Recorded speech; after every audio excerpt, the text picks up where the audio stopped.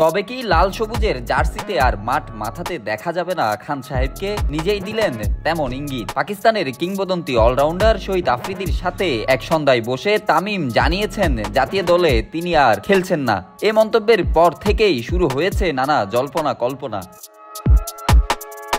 গত বছর অক্টোবর-নভেম্বরে ভারতের মাটিতে অনুষ্ঠিত ওয়ানডে বিশ্বকাপের পর থেকে তামিম আর জাতীয় দলের হয়ে মাঠে নামেননি। এক বছরেরও বেশি সময় ধরে জাতীয় দলের বাইরে থাকলেও ক্রিকেট প্রেমীদের মনে এখনও তার ফেরার আশা ছিল। তবে এবার শহীদ আফ্রিদিকে নিজের পরিকল্পনা সাফ জানিয়ে দিলেন তামিম।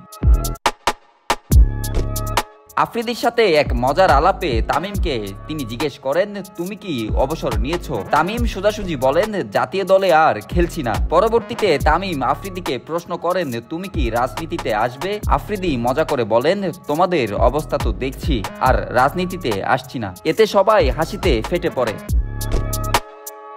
জাতীয় দলে আর খেলবো না, এটি যেন কেবল তামিমের জন্য নয়, পুরো বাংলাদেশের ক্রিকেট অঙ্গনে এক বড় ধাক্কা। তামিমের এই মন্তব্যের পর আরও একবার প্রশ্ন উঠেছে তার ভবিষ্যৎ পদক্ষেপ নিয়ে। যদিও বর্তমানে তামিম আছেন বিপিএল এর মাঠে ফরচুন বরিশালের নেতৃত্বে, যেখানে আছেন পাকিস্তানের শাহিন আফ্রিদি এবং আফগানিস্তানের মোহাম্মদ নবী। অভিজ্ঞদের মিশেলে বরিশালের কাপ্তানিতে নজর কাড়ছেন তিনি।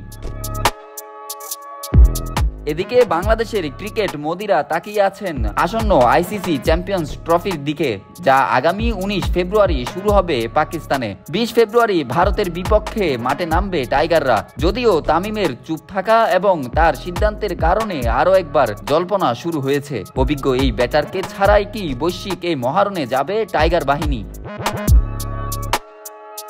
তামিমের জাতীয় দল থেকে সরে যাওয়ার বক্তব্যে এখন পর্যন্ত মুখ খুলেনি বিসিবি। বোর্ড হয়তো এই অভিজ্ঞ প্লেয়ারকে অবশ্যই চাইবে চ্যাম্পিয়ন্স ট্রফিতে। তবে তামিমের এই সিদ্ধান্তে বিসিবির পদক্ষেপ কি হয় সেটাই দেখবার বিষয়।